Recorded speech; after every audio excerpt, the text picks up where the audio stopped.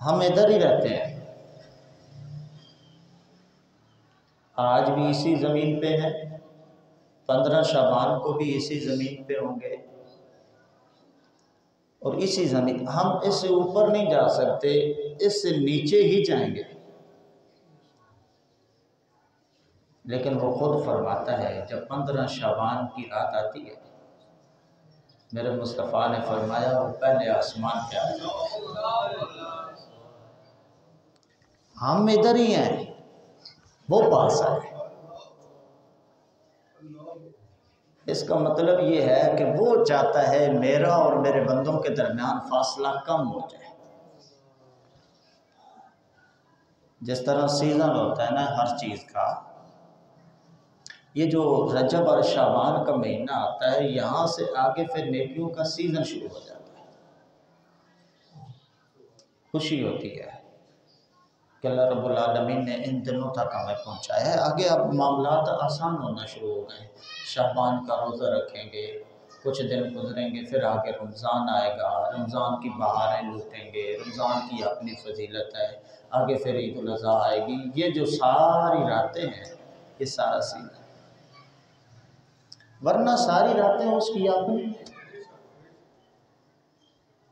ہر دن اس کا اپنا ہے، ہر رات اس کی اپنی ہے، جب بھی بلاؤ وہ سنتا ہے۔ یہ نہیں کہ پہلے آسمان پہ آ جائے تو زیادہ سنتا ہے، اوپر ہو تو تھوڑا سنتا ہے، نہیں، اس کی قوت سماعت میں کوئی فرق نہیں آتا، پہلے پہ ہو آخری پہ ہو۔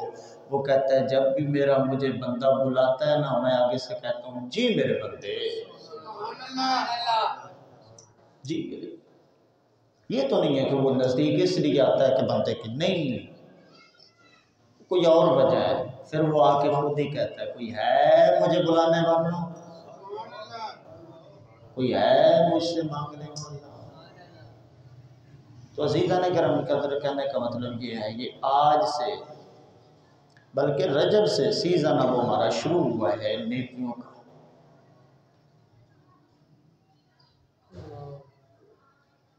نبی اکرم نور مجسم شفیع محشر آمنہ کے لال حضرت محمد مصطفیٰ صلی اللہ علیہ وآلہ وسلم 15 شعبان کی رات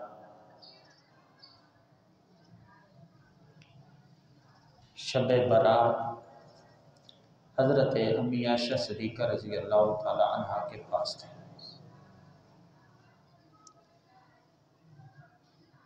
رات کا وقت ہوا، آقا علیہ الصلوۃ والسلام اٹھے اور اٹھ کر جنت البقیع میں چلے گئے۔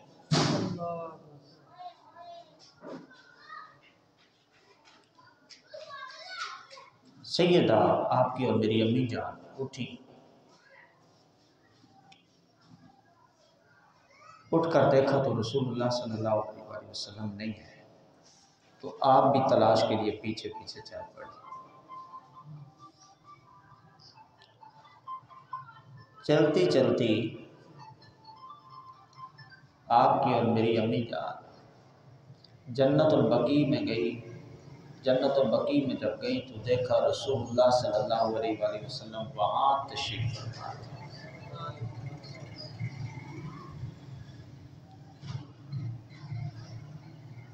رسول اللہ صلی اللہ علیہ وسلم نے جس وقت امی عائشہ صدیقہ رضی اللہ تعالیٰ عنہ کو دیکھا، آپ نے فرمایا کہ عائشہ کیا تم نے سمجھا کہ اللہ اور اللہ کے رسول نے تیرے ساتھ خیانت کی ہے؟ آپ نے عرض کی نہیں یا رسول اللہ ایسی کوئی بات نہیں، بتقاضۂ بشریت مجھے یہ گمان ہوا کہ آپ کہیں کسی اور بیوی کے پاس چلے گئے، میں تلاش کر رہی تھی۔ تو پھر نبی اکرم نور مجسم شفیع محشر آمنہ کے لال حضرت محمد مصطفیٰ صلی اللہ علیہ وسلم نے فرمایا کہ عائشہ یاد رکھنا آج کی رات کوئی عام رات نہیں ہے، آج کی رات کوئی عام رات نہیں ہے، یہ وہ رات ہے جس رات اللہ رب العالمین اپنی شان کے لائق آسمان دنیا پہ نزول فرماتا ہے۔ اور اس رات بنی کلب قبیلہ کی بکریوں کے بالوں کے برابر میری امت کے لوگوں کی بخشش فرماتا ہے۔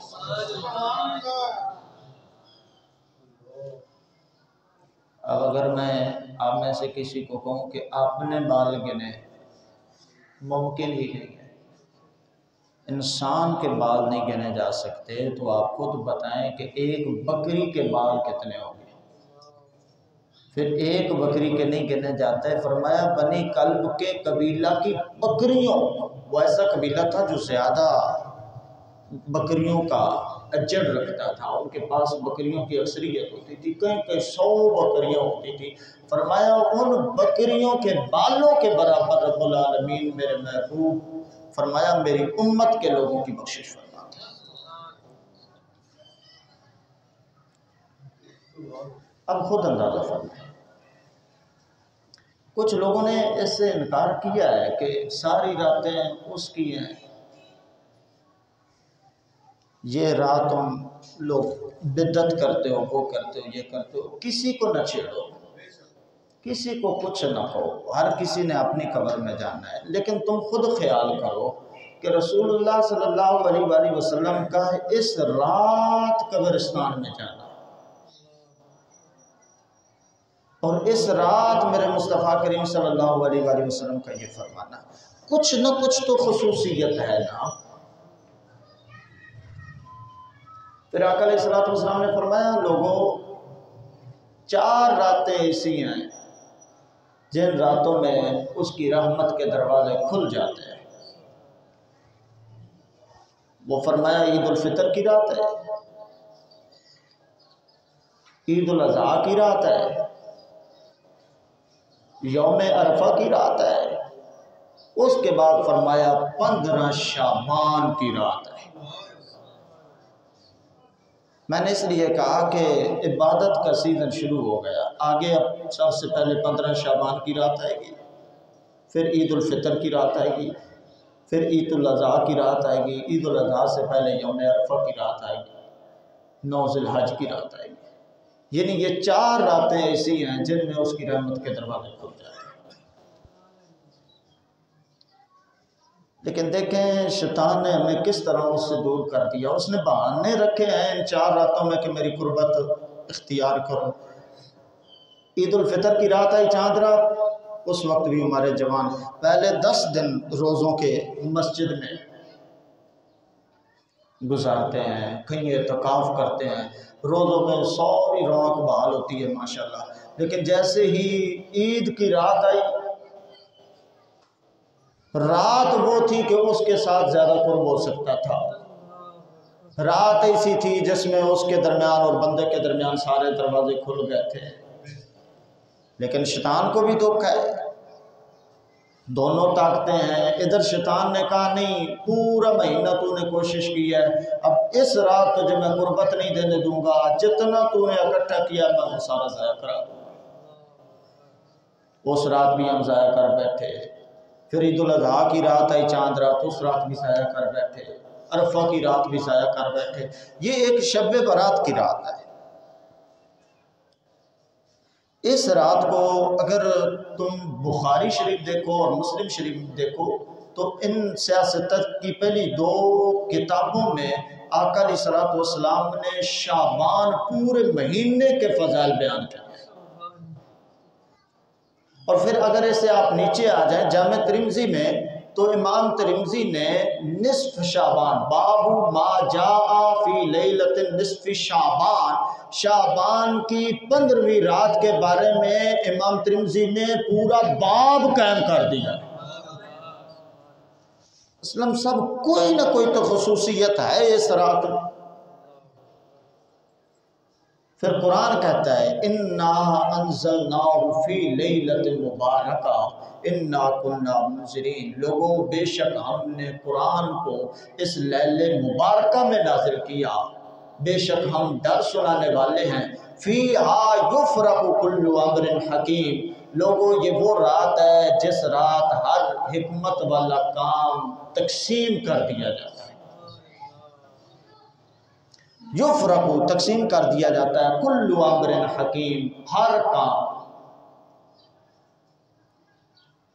اگر اس کو میں سادہ لفظوں میں آپ کو سمجھاؤں تو دوسرا میں اس کے لیے ایک ہی جملہ بول سکتا ہوں، یہ بجٹ پاس ہونے کی رات ہے۔ ملک پاکستان میں ایک دن آتا ہے نا جس دن سارا بجٹ پاس ہوتا ہے کہ اگلے سال کیا کیا معاملات ہوں گے، کتنے ہمارے پچھلے سال نقصان ہوئے، آگے ہماری آمدن کہاں سے آئے گی، اس کو ہم نے خرچ کتنا کرنا ہے، تنخواہوں میں ہم نے کتنا بجٹ خرچ کرنا ہے، اس معاملے میں، صحت کے معاملے میں، پڑھائی کے معاملے میں، ساری ایک ایک چیز کی ڈیٹیل بیان کی جاتی ہے۔ یہ رات جو ہے 15 شعبان کی رات، فرمایا وہ رات ہے کل امر حکیم، کہ پورے سال کے معاملات تقسیم کر دیے جاتے ہیں کہ کس نے مرنا ہے، کس نے جینا ہے، کس کو کتنا رزق دینا ہے، کس سے کتنا رزق لینا ہے، ایک ایک چیز اس رات کو تقسیم کر دی جاتی ہے۔ یعنی اگر آپ دوسرے لفظوں میں کہو تو یہ رات ہر معاملے کو تقسیم کرنے والی ہے۔ پھر یہ جو رات آ رہی ہے 15 شعبان کی، لوگوں یہ عبادت کی رات ہے، اس کو شب برات بھی آپ کہہ سکتے ہیں اور عبادت کی رات بھی کہہ سکتے ہیں۔ ہر رات ہی عبادت کی ہے، یہ نہیں ہے کہ صرف شب برات میں آپ عبادت کریں، نہیں ہے، ہر رات کریں، لیکن اس رات میں کوئی خصوصیت ہے۔ میرے مصطفیٰ کریم صلی اللہ علیہ وسلم نے فرمایا کہ لوگوں، جو بندہ 100 نوافل اس رات کو پڑھتا ہے، کتنے نوافل؟ 100 نوافل، اللہ رب العالمین اس بندے کے پاس 100 فرشتے بھیجتا ہے۔ کتنے فرشتے؟ 100 فرشتے، 100 نوافل پڑھے، 100 فرشتے ہیں۔ فرمایا اس میں سے 30 فرشتے ایسے ہیں جو بندے کو خوشخبری سناتے ہیں، او بندے تجھے خوشخبری ہو، اللہ رب العالمین نے تیرے لیے جنت لکھ دی ہے۔ 30 فرشتوں کی یہ ڈیوٹی ہے۔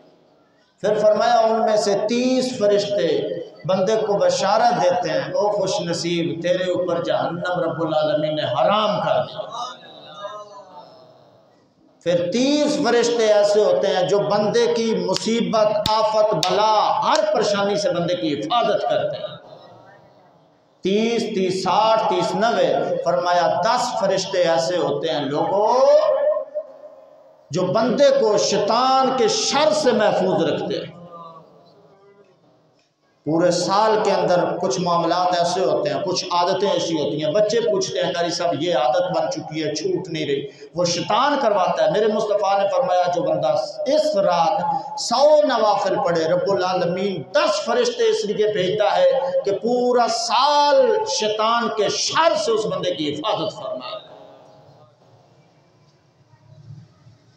باقی بھی راتیں اس کی ہیں۔ مولا علی خود فرماتے ہیں، میں نے دیکھا کہ رسول اللہ صلی اللہ علیہ وسلم نصف شعبان میں آپ نے 14 نوافل پڑھے، 14 نوافل پڑھے، اس کے بعد ایک آیت پڑھی، قد جاءکم رسول من انفسکم عزیز علیہ ما عنتم حریص علیکم بالمؤمنین رؤوف الرحیم۔ اور پھر 14 نوافل پڑھنے کے بعد 10 بار سورہ فاتحہ پڑھی، 10 بار سورہ اخلاص پڑھی، 10 بار میرے مصطفیٰ نے سورہ فلق پڑھی، 10 بار سورہ الناس پڑھی۔ مولا علی عرض گزار ہوئے، یا رسول اللہ یہ خاص عمل کی۔ آقا علیہ السلام نے فرمایا علی تو جانتا نہیں یہ بڑی برکتوں والی رات ہے، یہ بڑی رحمتوں والی رات ہے۔ عزیزان گرامی قدر، اس رات میں اگر آقا علیہ السلام کی آپ زندگی کو دیکھیں تو آقا علیہ السلام کے معمولات الگ رہے ہیں۔ پھر یہ رحمتوں کے نزول کی رات ہے، اس رات اللہ رب العالمین کی رحمتیں نازل ہوتی ہیں۔ پھر یہ ان راتوں میں ہے جن کے بارے میں آقا علیہ السلام نے فرمایا لوگوں اگر تم نے 5 راتوں کو زندہ کر دیا رب العالمین تمہارے لیے آسانیاں پیدا فرما دے گا۔ ان راتوں میں پھر عید الفطر کی رات ہے، عید الاضحیٰ کی رات ہے، یوم عرفہ کی رات ہے، یوم ترویہ کی رات ہے، پھر یہ 15 شعبان کی رات ہے۔ یہ خصوصیت دی گئی ہے ان راتوں کو۔ عزیزان گرامی قدر، آپ اور میں خوش نصیب ہیں، میں نے پہلے عرض کیا یہ رب العالمین آپ کے لیے اور میرے لیے ایک آفر رکھی ہے، ورنہ گناہگار پتنی کتنے جہنم میں جاتے ہیں۔ اس نے صرف ایک بہانہ اور ہیلہ تلاش کیا ہے تمہارے لیے اور میرے لیے کہ بندے کہ بے شک پورا سال تیرا گناہوں میں ڈوبے گزرا، پورا سال تو گناہ کرتا رہا، لیکن یاد رکھنا اس رات آ جا، آنا تیرا کام ہے۔ وَمَن لَّمْ يَتُبْ فَأُولَٰئِکَ هُمُ الظَّالِمُونَ، وہ کہتا ہے لوگوں ظالم وہ نہیں جس نے گناہ کیا، حالانکہ ظالم وہ ہونا چاہیے جو گناہ کرے۔ رب فرماتا ہے وہ ظالم نہیں۔ بولا ظالم کیوں نہیں؟ فرمایا گناہ کیا پھر کیا ہوا، بندہ ہے، بشر ہے، غلطی کا پتلا ہے، کر بیٹھا کوئی بات نہیں۔ مولا پھر ظالم کون ہے؟ فرمایا ظالم وہ ہے جو گناہ کے بعد توبہ نہ کرے۔ گناہ کرنا بڑا کام نہیں۔ آپ اور میں بیٹھے ہم کہیں کہ ہم نے بچپن سے گناہ نہیں کیا، نہیں، ایسی کوئی بات نہیں۔ بڑے بڑے اولیاء کو آپ دیکھیں گے، انہوں نے گناہ کیے، بڑے بڑے گناہ کیے، تو بھائی اس کے کیسے ہو گئے؟ بڑے بڑے آپ اولیاء کو دیکھیں گے، میں نے کتنے اولیاء کرام کی زندگی پڑھی، وہ شرابی تھے۔ کتنے اولیاء کو میں جانتا ہوں وہ جو چور تھے۔ میں اولیاء ایسے جانتا ہوں، ان کے میں نے تذکرے پڑھے، ان کے زندگی کا مطالعہ کیا، جو زانی تھے۔ وہ کہتا ہے زنا کے قریب نہ جاؤ، وہ کہتا ہے چوری کے قریب نہ جاؤ، وہ کہتا ہے ڈاکے کے قریب نہ جاؤ، سود کے قریب نہ جاؤ، ان معاملات سے وہ کہتا ہے دور رہے۔ تو پھر انہی کو وہ اپنا ولی کیسے بنا لیتا ہے؟ یہ میں نہیں، آپ بھی اولیاء کرام کی زندگی کا اگر مطالعہ کریں آپ کو بڑے بڑے ملیں گے۔ ابراہیم بن ادم کو دیکھیں، حضرت بشر حافی کو دیکھیں، کس کس ولی کا نام لوں؟ آپ اولیاء کرام کی زندگی کا مطالعہ کریں، آدھے ایسے ولی نکلیں گے جو گناہ گار تھے۔ ولی کیسے بن گئے؟ وہ کہتا ہے کوئی بات نہیں، گناہ کرنا تیرا کام ہے، گناہ کے بعد تو توبہ کر، معاف کرنا میں رب العالمین کا کام ہے۔ وہی گناہ گار ہیں۔ یہ ظلم نہیں کہ گناہ کر بیٹھے، ظلم یہ ہے کہ گناہ کے بعد توبہ نہیں کی۔ اس نے جو ایک آپشن دیا ہے، ایک درمیان میں سے تمہارے لیے اور میرے لیے واسطہ رکھا ہے کہ بندے کوئی بات نہیں، تو نے گناہ کر دے، بلکہ ایک جگہ تو اس کی رحمت کی انتہا ہو جاتی ہے۔ وہ کہتا ہے الا من تاب وآمن وعمل صالحا فاولئک یبدل اللہ سیئاتہم حسنات۔ لوگوں جو بندہ توبہ کرے، توبہ کرنے کے بعد نیک اعمال کرے، فَأُولَٰئِكَ يُبَدِّلُ اللَّهُ سَيِّئَاتِهِمْ حَسَنَاتٍ، میں رب العالمین اس کے گناہوں کو نیکیوں میں تبدیل کر دیتا ہوں۔ فوجی صاحب انتہا دیکھو، کیے گناہ ہیں، ساری زندگی گناہ کیے، لیکن وہ کہتا ہے، یہ میں قرآن کی نص سے کتی پڑھ رہا ہوں، کسی کے اندر ہمت نہیں اس کا انکار کرے۔ فَأُولَٰئِكَ يُبَدِّلُ اللَّهُ سَيِّئَاتِهِمْ حَسَنَاتٍ، یبدل کا مطلب ہے تبدیل کر دینا، سیئات کا مطلب ہے گناہ، حسنات کا مطلب ہے نیکیاں۔ فَأُولَٰئِكَ إِلَّا مَن تَابَ وَآمَنَ وَعَمِلَ صَالِحًا فَأُولَٰئِكَ يُبَدِّلُ اللَّهُ سَيِّئَاتِهِمْ حَسَنَاتٍ، جو بندہ ایمان لایا، اس نے توبہ کی، نیک اعمال کیے، یہی لوگ ہیں جن کے گناہوں کو اللہ رب العالمین نیکیوں میں تبدیل فرما دے۔ لیکن شرط یہ ہے، کیا کرے؟ توبہ۔ اس میں پھر یہ بھی ذہن میں رکھیے گا، توبہ یہ نہیں ہے اللہ توبہ توبہ توبہ توبہ، جو آج کل توبہ کا طریقہ کار چلا رہے، یہ توبہ نہیں ہے۔ قرآن میں جگہ جگہ آپ توبہ کا تذکرہ پڑھیں گے، حدیثوں میں تذکرہ پڑھیں گے، جگہ جگہ توبہ کا صرف معنی بتا دیتا ہوں، وہ توبہ کا طریقہ کار بتا دیتا ہوں۔ اس سے پہلے ایک روایت سنیں، قیامت کے دن میرے مصطفیٰ صلی اللہ علیہ وسلم نے فرمایا کہ شخص لایا جائے گا جس کے گناہ اس کے سامنے کھولے جائیں گے، صغیرہ گناہوں کی وہ لسٹ دیکھے گا، پریشان ہوگا، پریشان ہو کے کہے گا مولا نہ دیکھا۔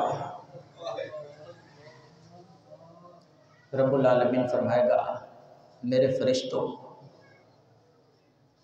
اس کے جتنے صغیرہ گناہ ہیں ان گناہوں کے بدلے میں اس کو نیکیاں دے دو۔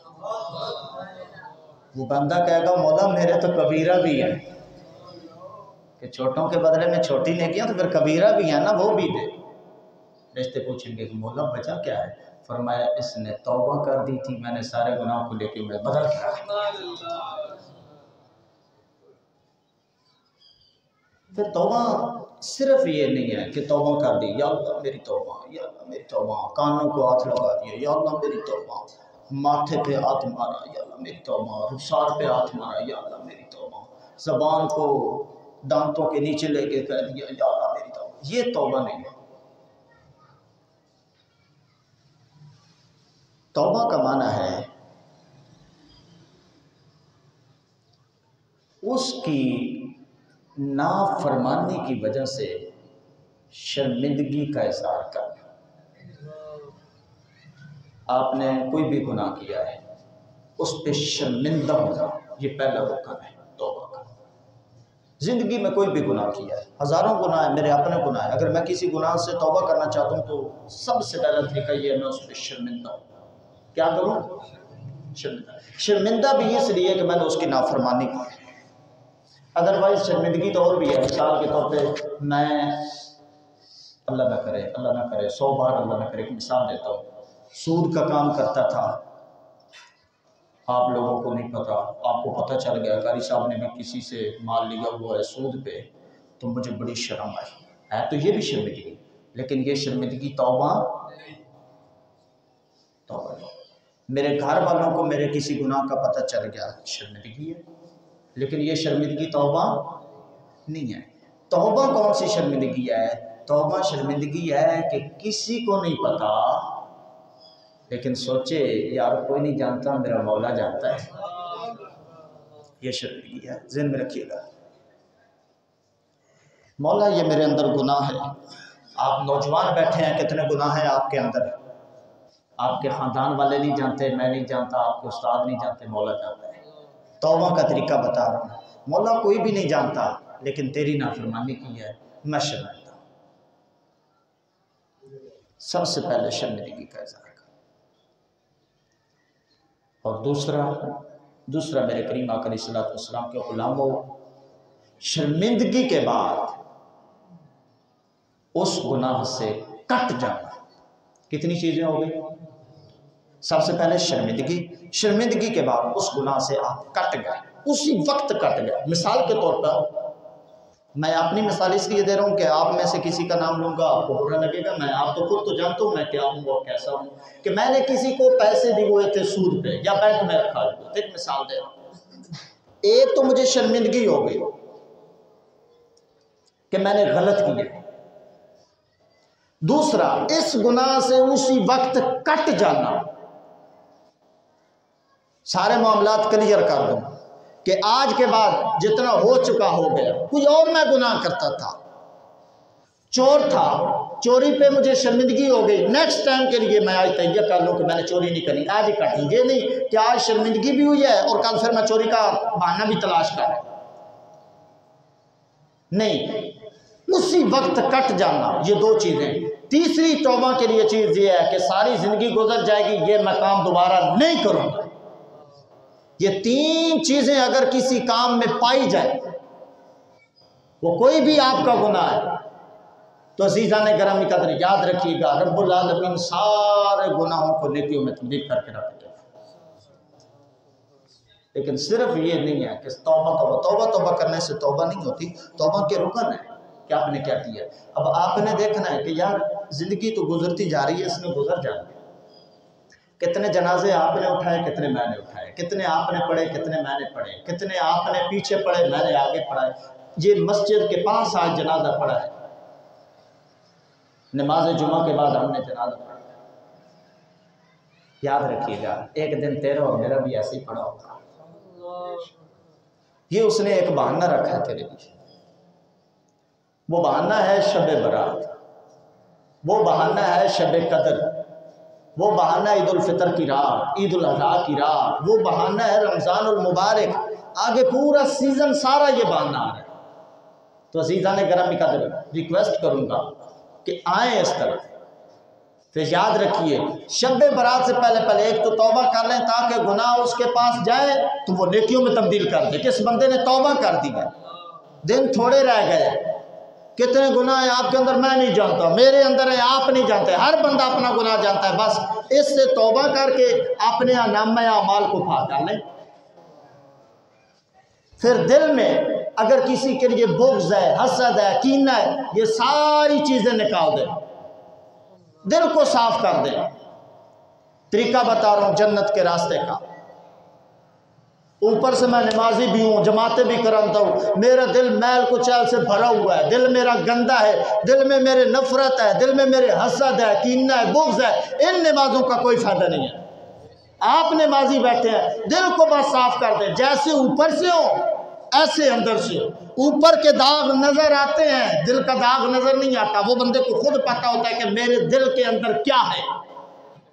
میرے مصطفیٰ کریم صلی اللہ علیہ وآلہ وسلم بیٹھے تھے، صحابہ کرام کی بھی جماعت بیٹھی تھی، ایک ساتھی آنے لگے، میرے مصطفیٰ کریم صلی اللہ علیہ وسلم نے ان کے آنے سے پہلے اپنے صحابہ کرام کو بلایا اور بتایا، میرے صحابہ یتلو علیکم الآن، ہے میرے صحابہ ابھی ایک ایسا شخص آنے والا ہے، ایسا شخص آنے والا ہے جو عام شخص نہیں، میں تمہیں بتا رہا ہوں وہ جنتی شخص ہے، من اہل الجنہ، اے میرے صحابہ ایسا شخص آنے والا ہے جو جنتی ہے۔ صحابہ کرام کہتے ہیں کہ ہم حیران ہو گئے کہ کون آتا ہے۔ تھوڑی دیر گزری کہ ایک انصاری اس کی داڑھی مبارک سے پانی ٹپک رہا تھا اور اس کے بائیں ہاتھ میں جوتا تھا، وہ آیا، میرے مصطفیٰ کریم صلی اللہ علیہ وسلم اس کے آنے سے پہلے صحابہ کو بتا چکے تھے کہ ایک شخص آ رہا ہے جو جنتی ہے۔ صحابہ کرام فرماتے ہیں کہ ہم نے دیکھ لیا۔ دوسرا دن آیا، میرے مصطفیٰ کریم صلی اللہ علیہ وآلہ وسلم نے پھر فرمایا میرے صحابہ ایک ایسا شخص آنے والا ہے جو جنتی ہے۔ صحابہ کہتے ہیں ہم دوبارہ پھر انتظار میں لگ گئے کہ کون شخص ہے جو آتا ہے، کون ہے جو خوش نصیب ہے۔ تھوڑی دیر گزری تو وہی شخص آیا جو کل آیا تھا، دوسرے دن بھی وہی آیا، تیسرا دن آیا، میرے مصطفیٰ کریم صلی اللہ علیہ وسلم نے فرمایا میرے صحابہ ایسا شخص آنے والا ہے جو جنتی ہے۔ صحابہ کرام کہتے ہیں کہ ہم حیران ہو گئے کہ آج کون آتا ہے۔ تیسرا دن بھی آیا تو وہی انصاری شخص آیا جو پہلے دن آیا تھا۔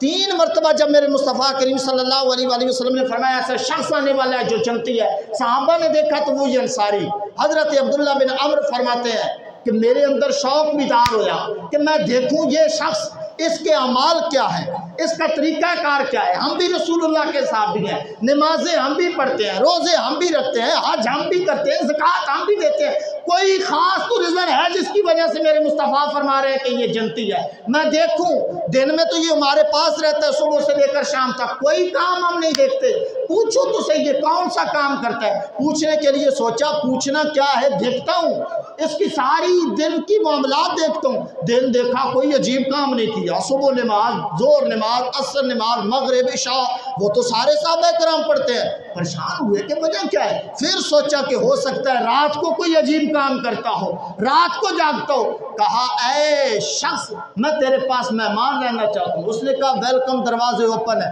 ان کے پاس مہمان گئے، ایک رات رہے، دیکھا رات کو عشاء کی نماز کے بعد وہ صحابی رسول سوتا ہے، سونے کے بعد صبح فجر کے وقت اٹھتا ہے، ساری رات آرام کرتا ہے۔ ایک چیز وہ فرماتے ہیں میں نے دیکھا جس وقت کروٹ بدلتے تھے اس وقت کہتے تھے اللہ، کیا کہتے تھے؟ اللہ۔ کروٹ بدلتے تو ذکر کرتے۔ میں نے سوچا یہ تو کوئی خاص کام نہیں ہے، یہ تو ہم بھی کرتے ہیں۔